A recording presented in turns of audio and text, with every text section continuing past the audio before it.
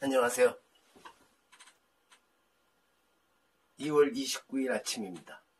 이병도의 근현대 불교사 이야기 120장면. 오늘은 73번째 순서로 전두환 정권의 압박을 무릅쓰고 치른 박종철의 49제 소식을 말씀드려 보겠습니다. 1987년 1월 14일 서울대 언어학과 2학년 재학생 박종철이 서울 남영동에 있던 치안본부 대공분실에서 물고문을 받다 숨졌습니다. 이 대공분실이 있던 건물은 현재 경찰청 인권센터로 바뀌었습니다. 제가 몇 해 전에 현장을 한번 돌아보았습니다. 경찰과 정부는 책상을 탁 하고 치니 억 하고 죽었다는 식으로 둘러대며 사건을 은폐하려고 하였습니다. 다행히 이를 알아챈 최환 검사와 사건의 단서를 접하게 된 기자의 용기로 이 비극적인 사건은 세상에 알려지게 되었습니다. 화장을 한 아들의 유해를 임진강에 뿌리던 아버지 박정기 씨가 눈물을 쏟으며 종철아 잘 가그레이, 아버지는 아무 할 말이 없대이 라고 했던 짧은 한마디가 수많은 국민들의 가슴을 저리게 했습니다. 이 사건이 제대로 알려지게 되는 데에는 그 최환 검사와 기자, 또 그에 앞서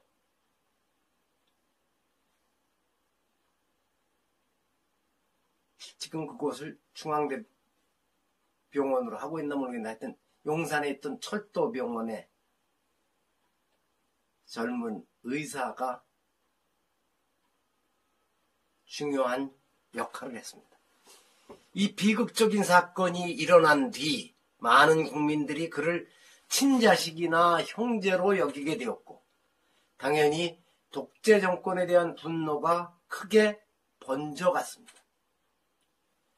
한날 한시에 전국의 모든 차량이 경적을 울리며 그를 추모하기도 했고 이렇게 시작된 정의의 물길이 역사적인 87년 6월 항쟁으로 이어져 결국 전두환 정권을 굴복시키게 되었으니 박종철의 죽음이 한국 현대사를 완전히 바꾸어 놓는 혁명의 단초가 되었던 것입니다. 온 가족이 부산의 사리암에 다니는 독실한 불교 집안에서 태어난 박종철도 신심 깊은 불자였습니다.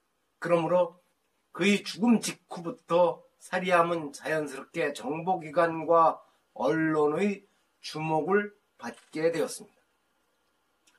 처음 정보기관에서는 초제만 허용하겠다 했지만 주지 도승스님은 이들의 협박에 굽히지 않고 49제까지 영가를 위한 제를 지냈습니다.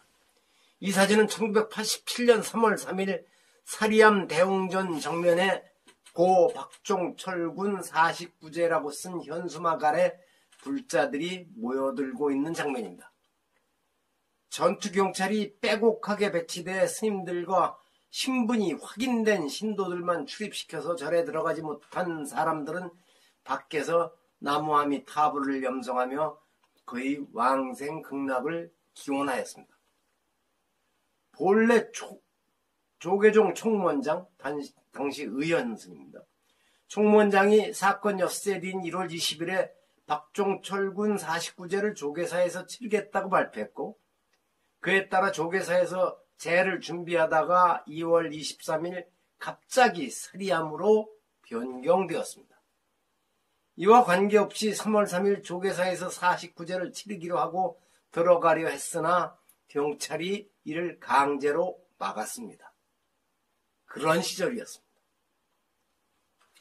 이런 원천 봉쇄에도 불구하고 지선 스님을 필두로 불자 대중들은 조계사 진입을 시도했고 결국 조계사에서도 아주 짧게 49제를 치르기는 했습니다.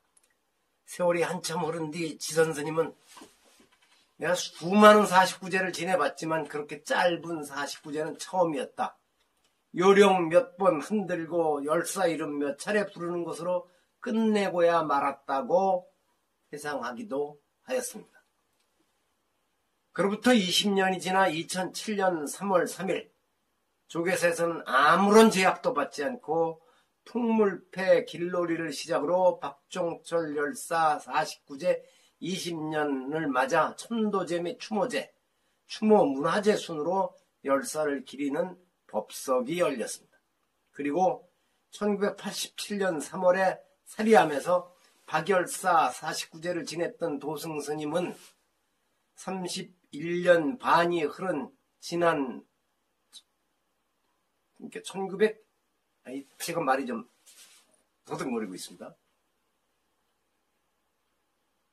2018년 9월 16일 양산 성전암에서 아버지 박정기 씨의 49제를 지내며 열사의 가족을 각별히 챙겼습니다. 박종철 열사보다 몇 달 뒤에 세상을 떠난 이한열 열사를 기억하는 것보다 그 앞에 있었던 박종철 열사를 기억하는 이들은 훨씬 더 적은 것 같은 그런 느낌을 받습니다만 어쨌든 87년에 개헌을 일으켜내고 이런 과정에는 이 박종철 열사로부터 시작해서 단계별로 그런 희생이 있었고 그렇게 해서 얻어낸 것이 소위 87년 체제라고 하는 민주화였습니다. 그것을 오로지 자신들만이 누릴 권리가 있다고 여기며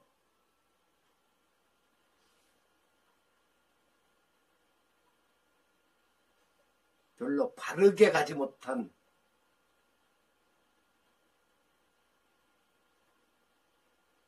정치인들도 많았습니다. 말로만 나도 그 세대 이러면서 그들을 팔기만 했었죠. 참 안타까운 일입니다.